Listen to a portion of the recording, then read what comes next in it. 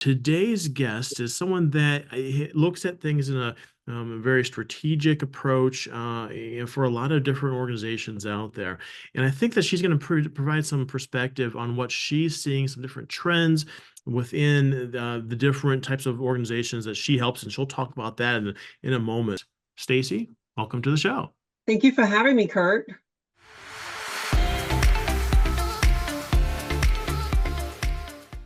Welcome back to another episode of 3 for 3.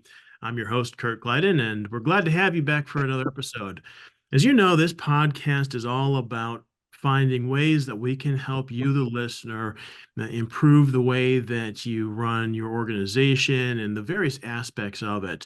We talk a lot about marketing and communications and getting the word out and properly about the different ways that your organization helps its customers, its clients, and so on. But there are a lot of different aspects around how you can think about this and the different experts that are out there to help you. So Stacy Sufka is an accomplished executive level professional with over a decade of strong experience in the nonprofit sector. She's known for her proactive approach to organizational development and management, and she's excelled in various aspects of strategy, operations, continuous improvement, and human resources. Her pragmatic and focused mindset allows her to thrive in very dynamic environments while driving results. So Stacy serves as the founder and chief executive officer of Gladegy Consulting LLC, which is a capacity building consulting firm offering a suite of strategic organizational development services that includes human resource and organizational development consulting, executive and leadership coaching, corporate training, and assessments.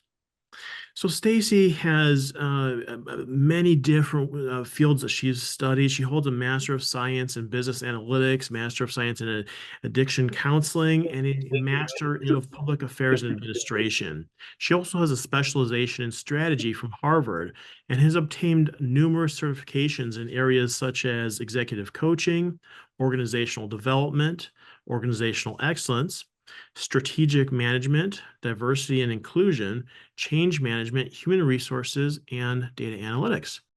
Well, I'm looking forward to hearing your level of expertise, and we've had a chance to partner on several projects professionally throughout the years, and we've gotten a chance to talk along those lines. But to really hear what you do and what you specialize in, I think is going to be a treat. I'm looking forward to that aspect of it. Well, thank you. And I'm glad to speak about our work, and some of the client work as well. And so I'm really happy to be here. Stacy, before we get into some of the tips that you have, can you give us a little sense for the type of organizations that you work with? We don't have to be specific about them, but who in general do you step in and give some assistance to? Absolutely. So we serve small and mid-sized companies. We serve a lot of our clients are in the nonprofit sector, but we've also served other sectors. And so there's small and mid-sized companies that are not really prepared, or at least have the capacity or the resources to go to those larger consulting firms, for support. And so we provide sort of a lower middle market support, to those organizations that are small and mid-size, anywhere from to $50 million organizations, we've supported. Okay, that gives some good perspective on where you come in. So the show is called 3 for 3. We ask our guests to provide 3 tips on what they're seeing and ways that they're helping their customers, their clients. So Stacy, kick us off. What's their first thing that you're seeing right now within your field?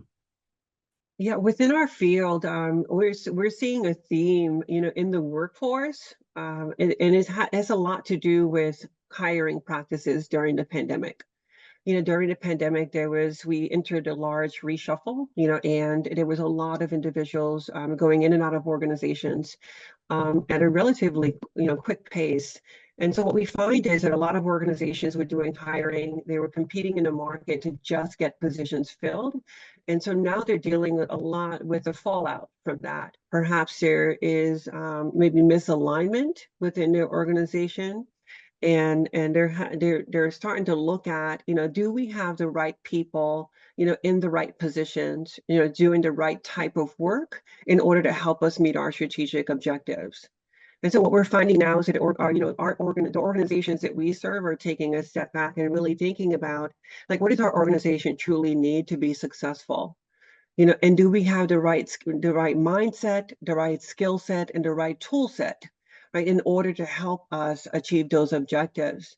And so what we're finding in our work is that we're leveraging a lot of our psychometric testing and assessments to really help organizations learn more about the talent that's they're either recruiting into the organization or even exist in the organization, to determine if everyone is aligned with their strategic objectives. And so this has been really exciting work. But what we're finding is that organizations are taking a step back and saying, we did a lot of hiring, a lot of our people are new. We want to be able to understand, are we aligned for success? Mm. Well, in such a relevant spot where we are in history right now, as you mentioned about this is a kind of a post-pandemic result that we're seeing, and getting the right people on the bus. What are you hearing from those that you work with? Why are they questioning this? Are there triggers or the things that they're seeing that's saying to themselves, I don't know if I have the right people. I need some sort of evaluation. Any kind of things that other organizations that they say, oh yeah, I'm experiencing that too. I think what we're finding with our clients, a lot of our clients I think a lot of the workforce is still experiencing that fatigue, Yeah. from the pandemic. And what you're finding is that that is contributing to interpersonal dynamics and conflict within organizations. And so the workforce is also asking for a new type of approach, a more flexible approach than they have in the past, right? Post-pandemic, people are still trying to heal and get through, everything that went on, during the pandemic, whether it's personally or professionally. And so what you're finding is that a lot of organizations are being charged with, changing the way they sort of interact with the workforce today. Mm. And so that's been an interesting shift, for a lot of organizations, both operationally and strategically as well. There's been a lot of shift, in the workforce. But more than anything, I think the workforce is asking for something different, Mhm. something that looks a little different than it has in the past. And so what you're finding is that, with a lot of that fatigue it was still dealing with from the pandemic, you know, individuals are experiencing a lot of interpersonal dynamics that we come in and help the organization understand, what do people need from them to be most successful. Mhm. Well, I think it's interesting the place that we're at right now, because you're going to be, most of the audience listening to this is probably going to be from the employer side of it. And whenever you have a relationship, there has to be flexibility between employers and employees.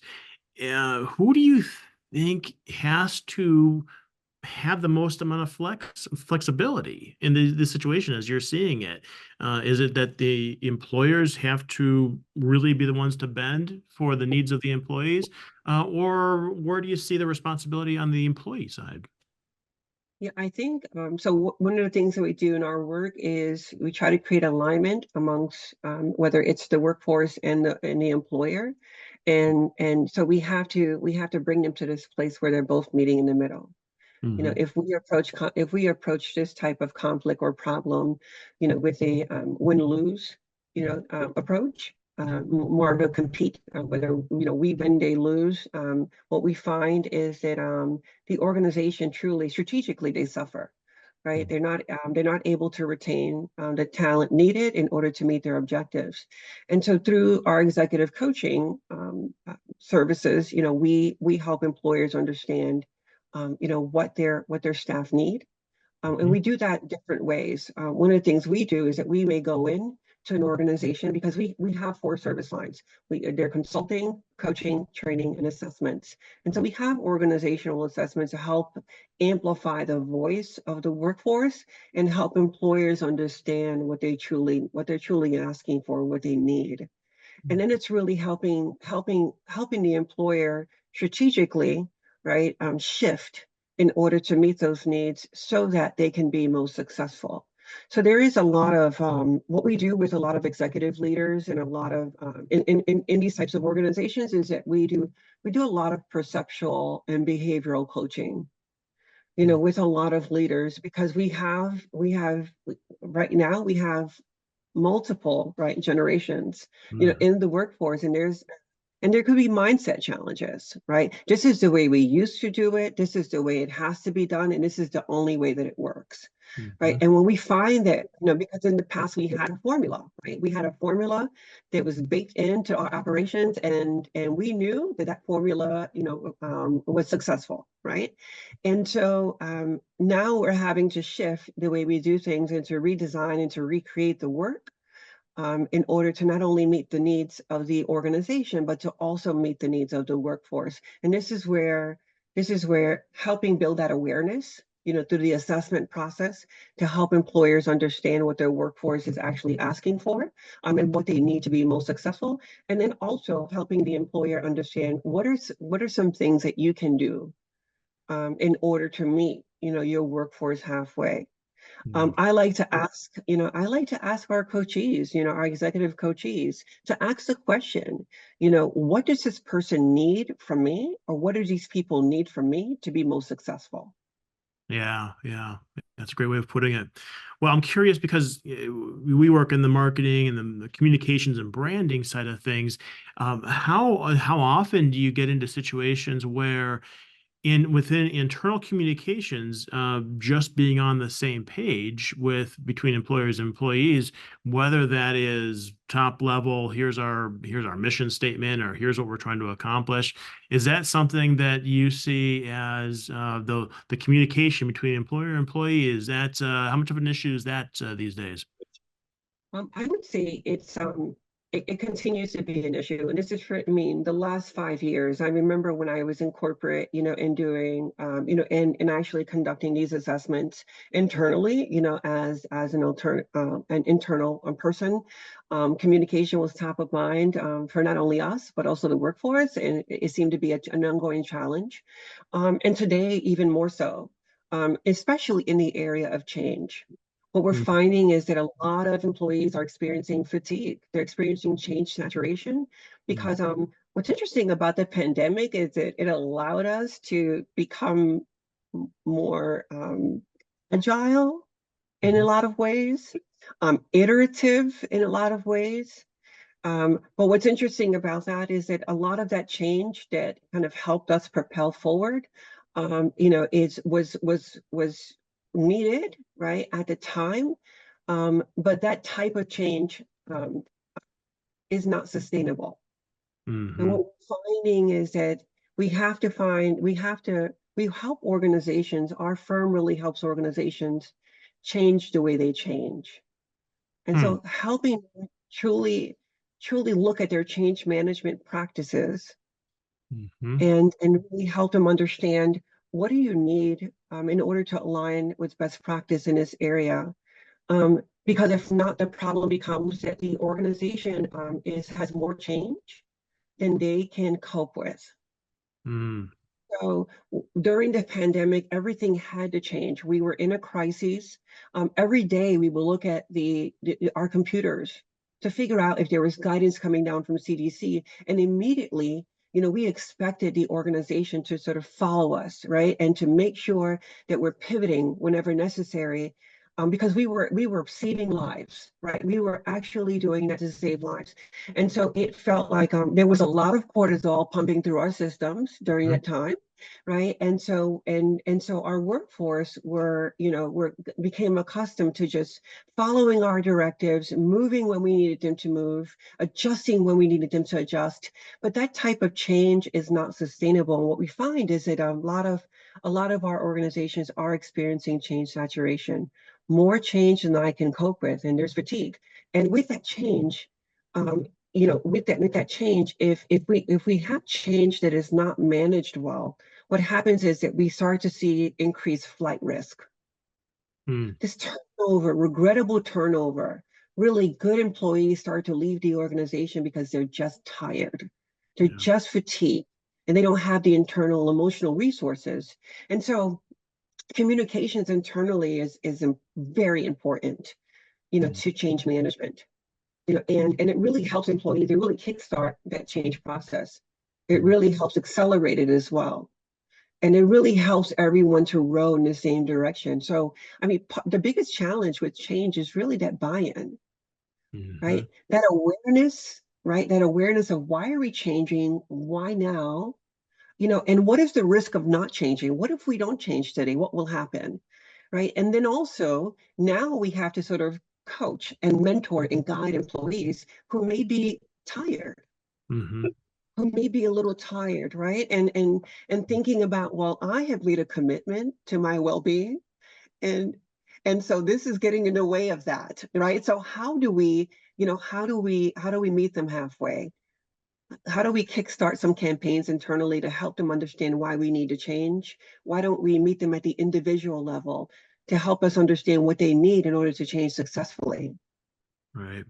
That resonates very strongly with me, Stacy, and just being able to let people know why we're thinking of doing this, and as you said, the risk of not doing it. Business and organizations, it's all about finding the best next approach, and you can either stay where you're at or you can shift, and either way is risky. You got to find the one that's going to give you the best chance for success. And I will say, I love the line that you said, change the way we change. That's a great little tagline that I don't know how often you use that, but I love that little snippet of language. Oh, thank So, you. Thank you. It's what we see every day with our clients. mhm. Well, great. Well, that's a lot of great information in that first tip. So, what's let's shift over to the next thing. What else are you seeing? I would also say, for our clients, we're doing a lot of work, with developing and lifting up their middle management. Mm, What we're finding is that, especially during the pandemic, there were a lot of, I mean, we became very top down, during the pandemic. There were directives coming down the pipeline. Middle managers in a lot of ways, middle managers were also just bystanders, mm, during this process. And what I find is that a lot of organizations say the same thing. Yeah, CEOs, C-suite were sending out communications. Middle managers were also waiting, for the communications to come down the pipeline alongside their staff. And in some ways, that kind of communication and that approach could be disempowering to middle managers, mhm. right? It could be disempowering for middle managers because they're sort of, they become order takers. And what we need them to be is more strategic partners. Yeah, right. And so really going back to re-empowering them to make sure that they understand how valued they are, to help them understand what they need to do also to help us change successfully, Hmm. right? And the power they have at their level to be leaders. Right. So when it comes to middle managers, do you see the challenge? How much of it is an emotional guidance that we need to give? We need to give people the tools to have confidence in themselves to take it to the next level in a leadership perspective. And how much of it is, let's say, more of a responsibility, or here's understanding the entire picture that we need to try to accomplish. Where does that divide lie when you talk about that level of leadership? Yeah, so it's interesting, right? We've been working with our clients in on a few initiatives around strategic workforce planning, right? And strategic workforce planning, like really helping us understand what their middle management needs to Mhm. operate at the top of their scope. Yeah. And so that way they're not only being tapped for succession, but they're also being developed into tomorrow's leaders. And so Hmm. that's an important place for a middle manager to be, right? To help them understand, how does your work align with our larger strategic objectives? Hmm. I really do think that our middle managers are ready, and for that conversation. right? That they could be a strategic partner, and at their level, they can understand their role in moving the mission. Mm-hmm. And so oftentimes what happens is that a lot of our middle managers get really caught up with a lot of the administrative processes. Mm. Yeah. So those they're not brought into those strategic conversations. And a lot of our middle managers are hungry. They really want, to develop. And so, they want to be able to be brought to the table. They want to have a voice, right? And they want to be an ally in this work. And Mm-hmm. so making sure, and that's what they're asking for today. What you find is that the workforce is shift, this hierarchy, this sort of silo, what I'm finding is that middle managers, and upper managers like really have this appetite for like breaking down those walls, so that we can all be aligned and we can all be working together to meet the mission, right? Mm-hmm. And then we also have a voice that we can also help you understand what's going on at our levels. And so, we do a lot of training with middle managers. And we right now we have a 6-month leadership academy, and we have about 3 cohorts going, for a 6-month leadership academy. And so what we do is that we train individuals for 6 months. We have a once a month training for managers and for leaders, right, who are high potentials, right? We have a 6-month training. We all the training also, each month we do psychometric assessments with them, a different type of assessments each month. Um, and then also we engage them in leadership coaching and also team coaching. And so what we find is a combination of all of these really helps them to move forward, really helps them develop, really helps them with the critical insights they need in order to see themselves more clearly and to understand what they need to be more effective, as leaders of tomorrow. I think a question that probably a lot of our listeners are wondering when it comes to middle management is motivation. What are you seeing, whether that is top levels of motivation for that type of leader, or what do you see as things that how they've been trending? You've been in this industry for quite a while, and in the past few years, has that shifted? The motivation of the middle manager, how has that shifted? Mm. Um, I would say that middle managers, one of the things we find when we go into organizations is that middle managers want to be, they want to be at the table. Mm. They want to be included in the decision making. They want to be included in the higher level work. And what we find is that middle managers are often sitting in this place, where they really don't understand their role. I would tell you, we do a lot of training with middle managers and to really help them understand their role. And some of the middle managers will say, I didn't understand, I didn't know that was my role. Yeah.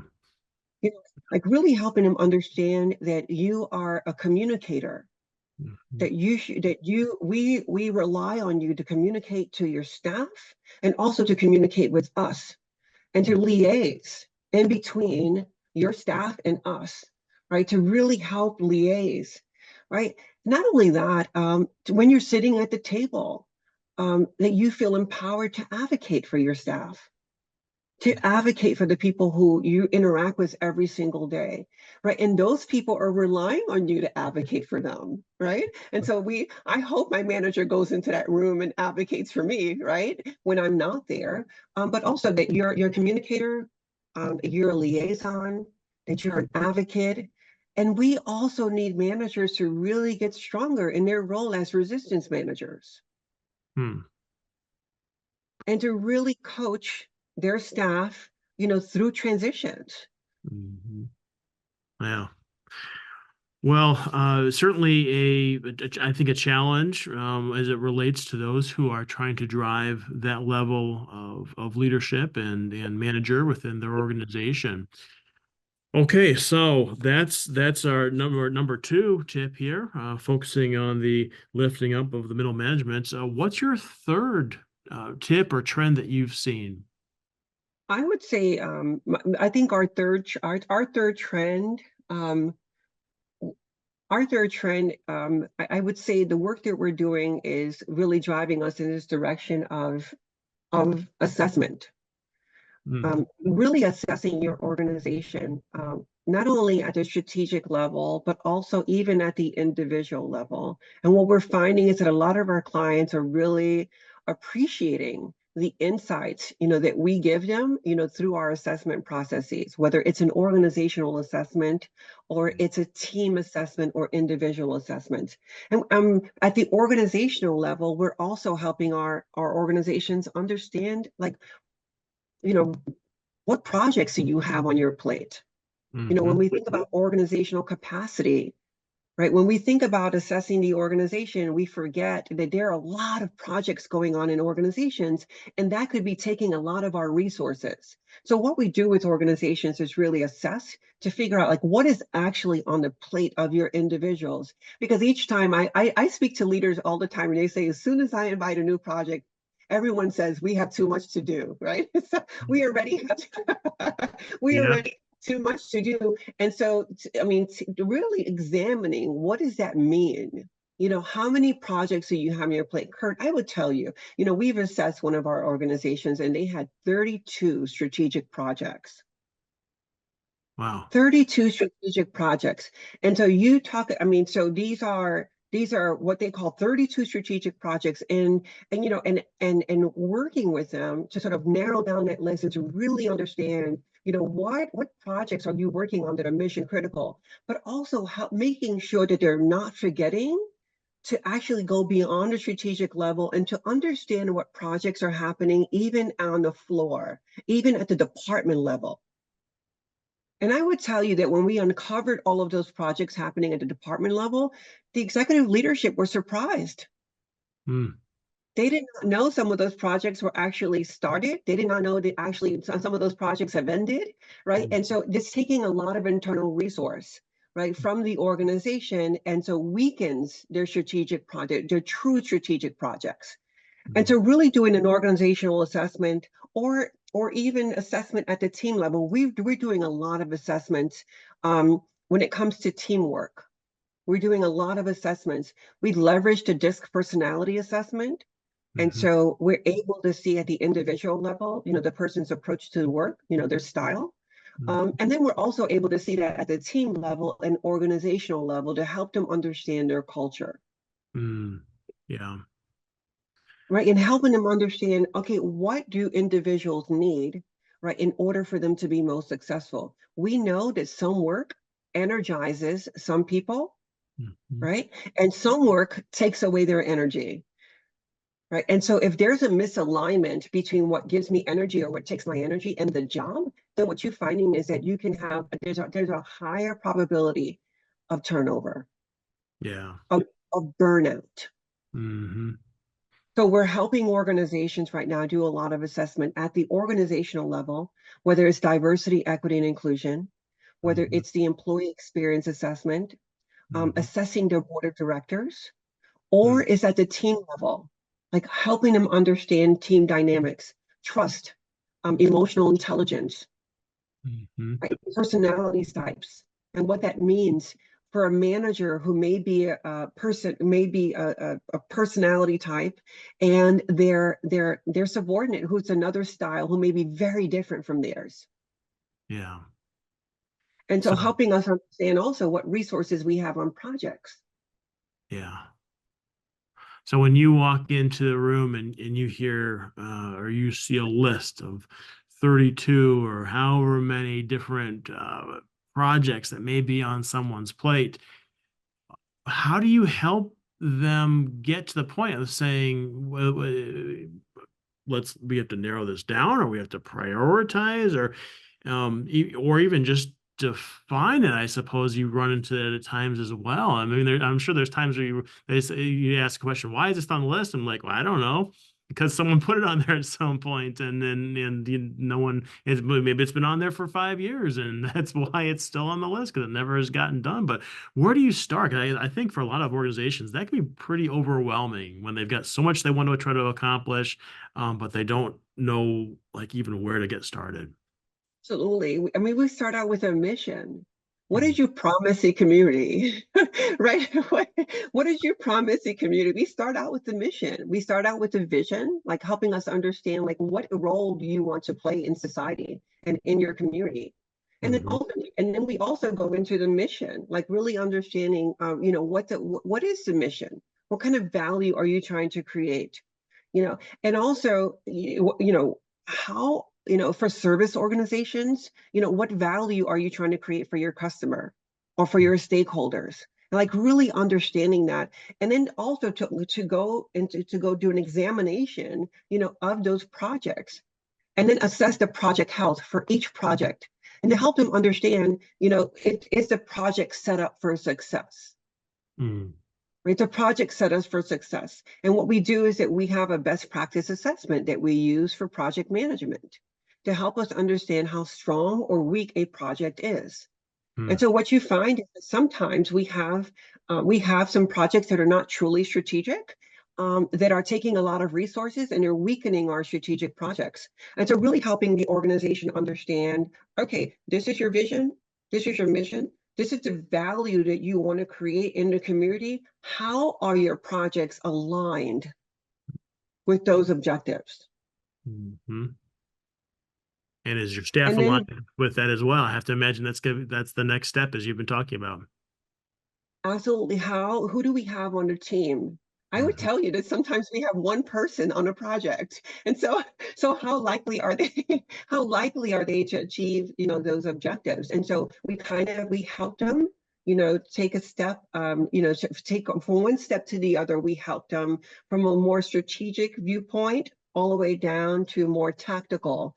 But what we're doing is that we're helping them make sense of it. So we go back to the basics, and really helping them sort of understand that it really gives them a lot of confidence, when they're actually, having to, to stop a project and say, what, this project is taking a lot of resources. It's not going to provide us the value that we need, and that our clients expect or our stakeholders expect. And so it really helps them understand that and to develop a criteria. When should we be lifting up a project? When should we be adding resources to the project? When should we prioritize a project? And when should we not? Right. You know, I like to say just assess it so we can figure out if we need to adopt or abandon, Yeah. right? Yeah. And and to really start to make decisions around that and being okay with the decisions we make because we understand that we want to be aligned for success. Yeah. No, that's great. Stacy, I want to ask you if you can give us a sense of a result. So you've given us three great tips on how you come into an organization and start to uh, assess or guide. What have you seen? What in some of the clients that you've worked with, what's come up that you can look back at this and say, we were able to come in and do this, and that led to this. Yeah, so I would say, I mean, we have a lot of wins, which is really exciting for us. I really do appreciate it, whether it's, working with organizations to achieve international accreditation, like Mm, really help them get their accreditation process. Also, redesigning or restructuring a human resource department so that it's aligned for success, right? And to help them understand the staffing that they need, the people that they need, in those positions in order for them to be most successful. I mean, one of our clients, I mean, just truly elated, right? They had an HR department of one. We came in and did an HR assessment on all functions of human resources, which is pretty broad, right? And so, they were one man HR department. And so really taking a look at the HR department and figuring out what they're doing and what they're not doing, and then also how can they set themselves up for success. And so we help restructure the HR department for one of our clients, and they're doing really well today, and they're really happy that they made those decisions. They have less complaints from the workforce internally. hmm They have less turnover, hmm in the HR. Now they don't have a department of one because things are pretty clear, and everyone's aligned for success. And then what you find also is that they're better able to be more strategic as a department, hmm right? When you're a one-person HR department, I mean, you get really bogged down with the tactical, with the more specific, items, on your list. And it's very hard for you to come up for air and to be more strategic. And so what you're finding is that their HR director now is able to be more strategic, right? They're able to look at strategic workforce planning initiatives. They're able to look at workforce well-being initiatives. They're able to do those higher level change management, activities. They're not just running payroll every minute of the day and doing all of that stuff that is actually, necessary for us. Everyone wants to be paid, but also how can your HR department align for success? So our clients, from one of our clients that we helped with HR, another one was just our feedback, from our leaders. We do what we call a verbal 360. For some leaders, what we do is that we do a 360 assessment. We meet with a lot of stakeholders who have direct interactions with them. And they're, the team had a lot of negative reviews, for this department and for this leader. And so we went in a 6 months coaching engagement with this leader, and we were able to do some assessments with this leader. We were able to also assess those stakeholders in the organization that work directly with them, whether it's their peers, their bosses, or even some of their clients. We were able to do a verbal 360. We do an interview style, and then we're able to bring that feedback, to the leader and to help coach them, to success. That's very difficult, for a leader, and very powerful. And so, and they thank me all the time, for for the work that we've done, and their staff also thank me as well. We some of our staff do the success coaching with some of their staff, and they're seeing a dramatic improvement in this leader. I mean, they ask more open-ended questions, right? They kind of lean back a little and allow their team to lead. They're interrupting their staff less, or confronting their staff less in meetings in front of everyone, right? They're more supportive. They're more flexible. And so we attribute that, to the coaching, and the insights that we help the leaders see themselves, not only through their eyes, but through the eyes of others, and to help them address those blind spots so they can be more effective. And I would tell you, we were working on behaviors that were eroding their credibility. Yeah. And when you engage in those behaviors that erode credibility, it is hard for you to have influence. And we know leadership is all about influence. Sure. Right. And so we have about 8 or 9, cases, of leaders that we've helped, make that turn, through our executive coaching. But it's about assessment. I love the assessments because they're objective. The self-assessment. So we do emotional intelligence assessment, like really helping us understand the leader's self-awareness, the awareness of others, the leader's authenticity, the leader's emotional reasoning, self-management, right? And are they inspiring performance in others?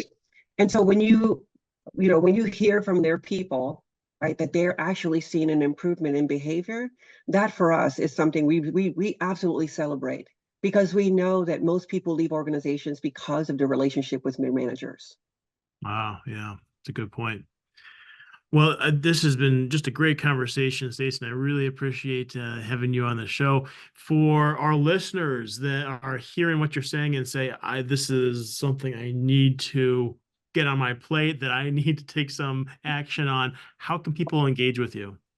Absolutely. So they can go to our website. We're at www.gladegy, GLADEGY.com. They can also email me directly at Stacy, STACY, at Gladegy, GLADEGY.com. Great. Well, thank you for being on the show today. I hope you had a good time. Absolutely, Kurt. I absolutely did. Thank you so much. Fantastic. Well, listeners, thank you for tuning in to another episode of 3 for 3. We look forward to seeing you next month.